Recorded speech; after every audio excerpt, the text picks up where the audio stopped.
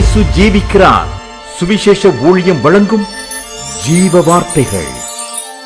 கிறிஸ்துவில் பிரியமானவர்களே, ஆண்டவர் இயேசு கிறிஸ்து நாமத்தில் உங்கள் யாவரையும் அன்போடு வாழ்த்தி வரவேற்கிறோம். இயேசு ஜீவிக்கிறார் ஊழியத்தின் சார்பாக ஜீவ வார்த்தைகள் நிகழ்ச்சிக்கு வந்திருக்கவங்களை கர்த்தர் ஆசீர்வதிப்பாராக. ஒவ்வொரு வாரமும் இதே நேரத்தில் இந்த வார்த்தைகளை கேளுங்கள், அநேகரை கேட்க செய்யுங்கள். ஊழியத்தில் பயன்படுத்த விரும்பினாலும் எங்களுடைய வளரும் செடி பத்திரிகை வெளியீடுகள் தேவையானாலும் எங்களோடு தொடர்பு கொள்ளுங்கள். நாம் ஒருமித்து அவர் நாமத்தை உயர்த்துவோமாக. கூடுதலான செய்திகள், பாடலை கேட்க விரும்புகிறவர்கள் யூடியூப்பில் ஜானியம் ஜெயராஜ் என்று சொல்லி நீங்கள் கிளிக் செய்வீர்களானால் அதில் அநேக காரியங்களை நீங்கள் அறிந்து கொள்ள முடியும். சப்ஸ்கிரைப் பண்ணுங்கள். கர்த்தர் நம்மை ஆசீர்வதிப்பாராக.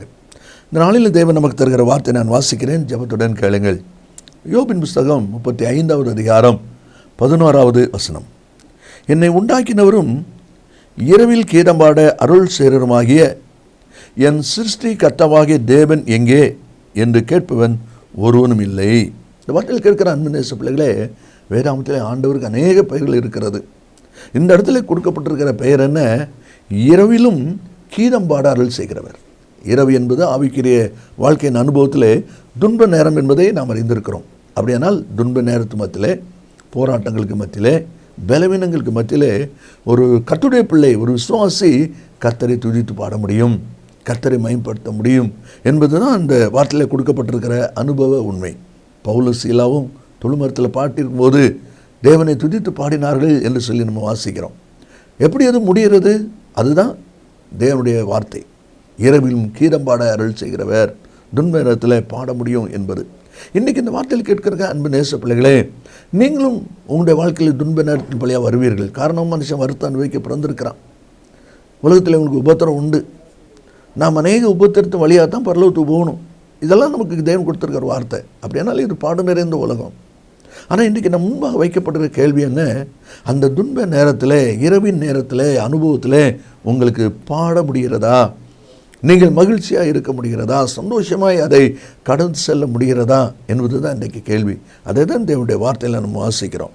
ஒரு சாதாரணமாக நமக்கு தெரிந்திருக்கிற காரியம், யாக்கோபு 5:13 ஒருவன் மகிழ்ச்சியாக இருந்தால் சங்கீதம் பாட கடவன். மகிழ்ச்சியாக இருந்தால் சங்கீதம் வரும், பாட்டு வரும். அதே மாதிரி யாத்திராமம் 15ஆம் அதிகாரம் 1ஆம் வசனத்தில் கர்த்தரை பாடுவேன், அவர் மகிமையாய் வெற்றி சிறந்தார் என்று சொல்லி ஜனங்கள் பாடுறாங்க. ஏன்னா செங்கடல் அனுபவத்தில் அவங்க தாண்டி வந்திருக்கிறாங்க. பார்வன் சேனையெல்லாம் அமிழ்ந்து போச்சுது. அப்போ கர்த்தர் பெரிய காரியம் செய்திருக்கிறார் என்கிற அந்த மகிழ்ச்சியில் பாடுறாங்க. இது நமக்கு வாழ்க்கையில் வரும். ஆனால் அதே சமயத்தில் நம்முடைய ஆண்டவர் யார்? இரவிலும் கீதம் பாட அருள் செய்கிறவர், துன்ப நேரத்திலும் பலவீன நேரத்திலும் கீதம் பாட அருள் செய்கிறவர். யார் இப்படி பாட முடியும் என்பதை தான் வாசிக்க போகிறோம். சரியா? துன்ப நேரத்தில் நாம் பாடணும்னா என் வாழ்க்கை எப்படி இருக்கணும்? யார் யார் துன்ப நேரத்தில் பாடி இருக்கிறாங்க, கர்த்தரை மகிமைப்படுத்தி இருக்கிறாங்க, என்ன அனுபவத்தின் மூலமாக அதை செய்ய முடிந்தது என்பதை வேணும். நமக்கு அநேக அனுபவங்கள் இருக்கிறது. சில அனுபவங்களை நான் வாசித்து ஜெபிக்க போகிறோம். முதலாவது தாவீதுடைய வாழ்க்கையை நீங்கள் பார்த்தீங்கன்னா, சங்கீத புஸ்தகம் 18வது அதிகாரம் 28வது வசனத்தை நான் வாசிக்கும் போது, தேவரீர் என் விளக்கை ஏற்றுவீர், என் தேவனாய் கர்த்தர் என் இருளை வெளிச்சமாக்குவார். தாவீதுடைய அனுபவ அறிவு, அவனுடைய அனுபவத்தில் அவன் கண்டதை எழுதி வச்சிருக்கிறான். தேவனாய் கர்த்தர் என் இருளை வெளிச்சமாக்குவார். என் இருளை வெளிச்சமாக்குகிற கர்த்தர் என்னோட இருக்கும்போது நான் ஏன் பயப்படணும்? நான் ஏன் கலங்கணும்? நிச்சயமாக பாட்டு வரும், நிச்சயமாக பாட முடியும். உங்களுடைய வாழ்க்கையில் கூட துன்ப நேரத்தில், வியாதி பலவீன நேரத்தில் நீங்களும் கர்த்தர் என்னுடைய இந்த வியாதி, இந்த பலவீனத்தை வெளிச்சமாக்குவார், விடுதலை தருவார் என்கிற அந்த நிச்சயத்தோடு கூடிய அனுபவ அறிவு இருக்குமானால் நீங்களும் பாட முடியும். அதுதான் தேவனுடைய வார்த்தையில் நம்ம வாசிக்கிறோம். 27ஆம் சங்கீதம் 1ஆம் வசனத்தில் கர்த்தர் என் வெளிச்சமும் என் ரட்சிப்புமானவர். பார்த்தீங்களா? கர்த்தர் என் வெளிச்சம், அவர் என்னோடு கூட இருக்கிறார். வெளிச்சமாக கர்த்தர் என் கூட இருக்கும்போது இருள் என்ன செய்ய முடியும்? இருள் என்ன மேற்கொள்ள முடியாதே. அதனால நான் பாடுவேன் என்று சொல்லி அவன் பாடுகிற ஒரு அனுபவம் தான் அந்த வசனத்தில் இருக்கிறது நம்ம பார்க்குறோம். யோவான் 8:12 நம்ம வாசிக்கும் போது, நான் உலகத்துக்கு ஒளியாக இருக்கிறேன் என்று ஆண்டவர் சொல்லியிருக்கிறார். அந்த ஒளியாக இயேசு நமக்குள்ளே இருக்கும்போது இருள் எப்படி அதை மேற்கொள்ள முடியும்? முடியவே முடியாது. யோபு 29ஆம் அதிகாரம் 3வது வசனத்தை நீங்கள் வாசிப்பீங்கன்னா அதிலே சொல்லப்பட்டிருக்கிறது, கர்த்தர் அருளின வெளிச்சத்தினால் இருளை கடந்து போனேன். என்னுடைய பலத்தினால, என்னுடைய பராக்கிரமத்தினால, என்னுடைய சுயமுயற்சினால் கிடையாது. கர்த்தர் அருளின வெளிச்சத்தினால் இருளை கடந்து போனேன். பார்த்தீங்களா? அப்போ கர்த்தர் வெளிச்சமாக இருந்து அந்த பலத்தை வெளிச்சத்தை சார்ந்திருந்து செயல்படும்பொழுது இருளை கடந்து போகிறதுக்கு பலன் கிடைக்கிறது. அதைத்தான் நல்லா வாசிக்கிறோம். அப்போ அப்படிப்பட்ட நிலையில் இருக்கிறவர்கள் தேவனை துதித்து பாட முடியும். ஏசாயா 58:10 கூட வாசிக்கிறோம், இருளில் உன் வெளிச்சம் உதிக்கும். பார்த்தீங்களா? ஆமென். இப்படிப்பட்ட ஒரு அனுபவ அறிவு இருக்குமானால் நம்மளால் துன்ப நேரத்தில் பாட முடியும். இனி 2வது யோபனிடத்தில் நம்ம கேட்போமானா அவர் எப்படி சொல்கிறார் பாருங்க. 17வது அதிகாரம் 12வது வசனத்தை நாம் வாசிக்கும் போது, இருளை வெளிச்சம் தொடர்ந்து வரும் என்று எண்ண செய்தது. பார்த்தீங்களா? இருளை வெளிச்சம் தொடர்ந்து வரும். ஒரு விசுவாச அறிக்கை. இன்றைக்கி நான் இரவில் இருக்கிறேன்னா நிச்சயமாக வெளிச்சம் வரும். ஒரு ராத்திரி இருக்கிறேன் யோசித்து பாருங்கள். இன்றைக்கி ராத்திரி மணி 1 ஆச்சுது அப்படின்னு சொன்னால் 6 மணிக்கு விடியும். இதில் சந்தேகமே இல்லையே. விசுவாசம் இருக்குதா, நம்பிக்கை இருக்குதா, கண்டிப்பாக விடியும்னு சொல்லி. அதுதான் விசுவாச அறிக்கை. இருளை வெளிச்சம் தொடர்ந்து வரும் என்று எண்ண செய்தது. அப்போ இன்றைக்கி இருளில் நான் இருக்கிறேன்னா, துன்ப நேரத்தில் இருக்கிறேன்னா, சீக்கிரம் என் வாழ்க்கையில் ஒரு விடியற்காலம் வரும், என் வாழ்க்கையில் ஒரு வெளிச்சம் வரும் என்கிற விசுவாச அறிக்கையை நாம் அதில் பார்க்கிறோம். அதான் அதில் சொல்லப்பட்டிருக்கிறது. அதனால தான் யோபு சொல்லும் பொழுது 13ஆம் அதிகாரம் 15ஆம் வசனத்தில், அவர் என்னை கொண்டு போட்டாலும் அவர் மேல் நம்பிக்கையாக இருப்பேன்னு சொல்கிறான். ஏன்? 1வது அதிகாரத்தில் பாருங்கள், சாத்தான் கையில் யோபு அவனுடைய சொத்து எல்லாத்தையும் கொடுத்துட்டார். அவனுடைய சம்பத்தெல்லாம் வச்சுக்க, அவன் மேலே கை வச்சிடாத, சம்பத்தெல்லாம் அழிஞ்சு போச்சு. 2வது அதிகாரத்துக்கு வந்தீங்கன்னா அவனுக்கு கையில் கொடுத்து அவன் பிராணன் மட்டும் தப்பு விட்டுரு. அவன் சரீரத்தில் ஒரே பருக்கள் வியாதி. அப்போ இந்த வேதனை, இந்த இழப்புகளும், இந்த சரீர வேதனைகளும் எதனால் வந்தது? தேவனுடைய அனுமதினால் வந்தது. அப்போ அவன் சொல்கிறான், அவர் என்னை கொண்டு போட்டாலும் பார்த்தீங்களா அவர் மேல் நம்பிக்கையாக இருப்பேன். இது அவர் விசுவாச அறிக்கை. இன்றைக்கு இந்த விசுவாச அறிக்கை யார் யாருக்குள்ளே இருக்கிறதோ அவர்கள் துன்ப நேரத்தில், சோதனை நேரத்தில் பாடல் பாடி மகிமைப்படுத்த முடியும். அதே மனுஷன் திரும்ப சொல்கிறார் பாருங்க, 23வது அதிகாரம் 10ஆம் வசனத்தில், அவர் என்னை சோதித்த பின் பொன்னாக விளங்குவேன். பார்த்தீங்களா? இந்த சோதனைக்கு பிறகு, இந்த இருளின் அனுபவங்களுக்கு பிறகு, இந்த கஷ்டத்தின் அனுபவங்களுக்கு பிறகு நான் பொன்னாக விளங்குவேன், எல்லாரால் விரும்பக்கூடியதாக, விலையேறப்பட்டதாக நான் விளங்குவேன்னு சொல்லி அவன் சொல்வதை நாம் அதில் பார்க்கிறோம்.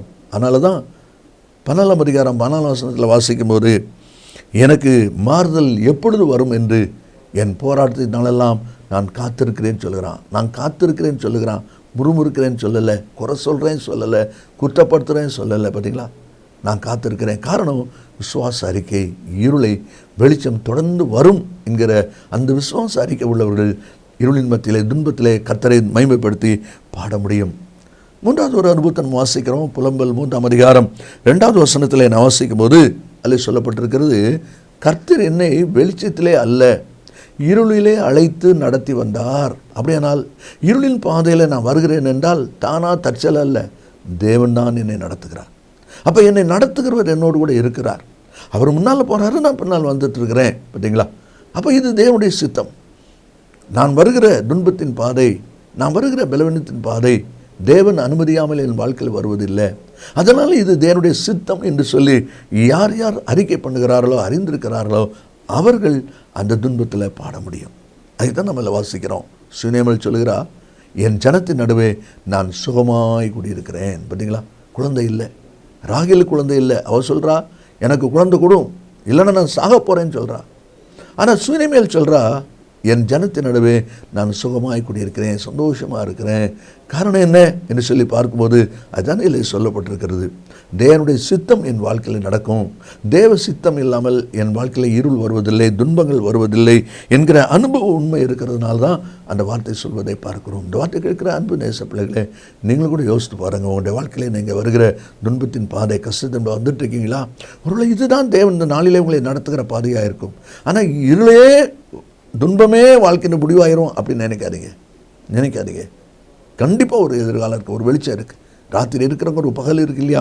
அதே மாதிரி இருக்குது. ஒருவேளை அடிக்கடி நான் சொல்கிற ஒரு வார்த்தை, துன்ப நேரம் அதிகமானால் வெளிச்சத்துக்கு கிட்ட வந்துட்டோன்னு அர்த்தம். இருளின் நேரம் அதிகமானால் விடியற் காலத்தை நெருங்கிட்டோன்னு சொல்லி அர்த்தம். நீங்களும் விடியற் காலத்தை நெருங்கிட்டீங்க என்பதில் விசுவாசித்து தேவனுடைய சித்தத்தை, திட்டத்தை நிறைவேற்றுவதில் ஜாக்கிரதையாக இருங்க. பெத்பகே பெத்தானியாவில் ஆண்டு நடந்து வர்றார். கழுதை கூட்டு வராங்க. அப்போ அந்த கழுதைக்கு மேலே இயேசு வருகிறார். அந்த கழுதைக்கு மேலே இயேசு வரும்பொழுது என்ன சம்பவம் நடக்குது? நல்ல கவனிங்க. எல்லாரும் ஓசனை பாட்டு பாடிக்கிட்டு வரும்போது அதில் சொல்லப்பட்டிருக்கிறது, மார்க்கு 11ஆம் அதிகாரம் 8வது வசனத்தில், அநேகர் தங்கள் வஸ்திரங்களை விரித்தார்கள். வேறு சிலர் மரக்கிளைகளை தரித்து வழியிலே பரப்பினார்கள். எதுக்கு மரக்கிளை போடுறாங்க? தடுக்கிற கூட்டம். வஸ்திரம் விரிக்கிறது வரவேற்கிற கூட்டம், மரக்கிளை போடுறது தடுக்கிற கூட்டம். இந்த கழுதை அது வரைக்கும் இயேசு சுமந்து கொண்டு வேகமாக வந்தது, இப்போது கிளைகளை மரக்கிளையெல்லாம் கொண்டு போட்ட உடனே இப்போ வேகமாக போக முடியாது. ஒரு கால் தூக்கிச்சு, ஒரு கால் தூக்கி வச்சு, ஒரு கால் தூக்கி வச்சு. பார்த்தீங்களா, போகிறது நிற்கலை, வேகம்தான் கொஞ்சம் குறைஞ்சிருக்கு. ஆனால் போய்கிட்டு தான் இருக்குது. சோதனை நேரத்தில், வேதனை நேரத்தில் உங்களை ஓட முடியாமல் இருக்கலாம், உங்களுடைய வேகம் வேணால் குறையலாம். ஆனால் மெதுவாவது நீங்கள் என்ன செய்யணும்? ஸ்டெப் பை ஸ்டெப் போய்கிட்டு தான் இருக்கணும். ஒழிய அப்படி பெருமிச்சு விட்டு விழுந்துடக்கூடாது. அதான் வசனம், இருளில் நடக்கிற ஜனங்கள் பெரிய வெளிச்சத்தை காண்பார்கள். நீங்களும் உங்கள் துன்ப பாதையில் ஸ்தோத்திர செலுத்தி நடங்க, துதிப்பாடி நடங்க. அப்படி நீங்கள் செய்ய ஆரம்பிக்கும் போது நிச்சயமாக ஜெயம் பெறுவீங்க. காரணம், தேவனுடைய சித்தம் என்பதை அறிந்து கொண்டால் அதை செய்வதற்கு உங்களுக்கு பலன் இருக்கும். கடைசியாக மீகாவிட்ட கேட்கும்போது அவர் என்ன சொல்றார் பாருங்க, 7ஆம் அதிகாரம் 8ஆம் வசனத்திலே, நான் இருளில் உட்கார்ந்தால் கர்த்தர் எனக்கு வெளிச்சமாக இருப்பார். ஹல்லேலூயா. நான் இருளில் உட்கார்ந்தால் கர்த்தர் எனக்கு வெளிச்சமாக இருப்பார். அப்போ கர்த்தர் வெளிச்சமாக இருக்கும்போது இருளை குறித்து நான் ஏன் பயப்படணும்? எனக்கு பயமே இல்லை, நான் பயப்பட வேண்டிய அவசியமே இல்லை. காரணம், கர்த்தர் எனக்கு வெளிச்சமாக இருக்கிறார். கர்த்தர் எனக்கு வெளிச்சமாக இருக்கும்போது நான் எங்கே போகணும்? அவர் கொண்டு போவார். நான் எதை செய்யணும்? அவர் செய்ய உதவி செய்வார். நான் எப்படி நடந்து கொள்ளணும்? அவர் எனக்கு கற்றுக் கொடுப்பார். அதான் சொல்கிறான், பார்த்தீங்களா, நான் இருளில் உட்கார்ந்தால் கர்த்தர் எனக்கு வெளிச்சமாக இருப்பார். சங்கீதக்காரன் 139ஆம் சங்கீதம் 11ஆம் வசனத்தை நீங்கள் வாசித்து பார்த்தீங்கன்னா அதில் சொல்லப்பட்டிருக்கிறது, இருள் என்னை மூடிக்கொள்ளும் என்றாலும் இரவும் என்னை சுற்றி வெளிச்சமாக இருக்கும்.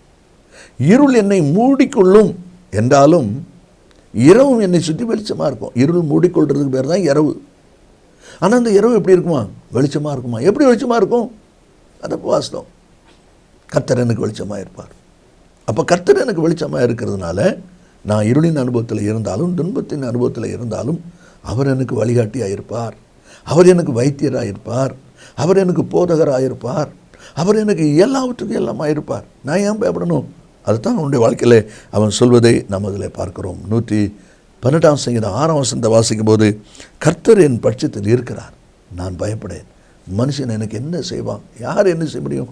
ஒருவர் ஒன்றும் செய்ய முடியாது. பார்த்தீங்களா? அப்போ இந்த ஒரு நிச்சயத்தோடு கூடிய வாழ்க்கை இருக்கும்பொழுது துன்ப நேரத்தில் நம்மளால் பாட முடியும், கர்த்தரை மகிமைப்படுத்த முடியும்.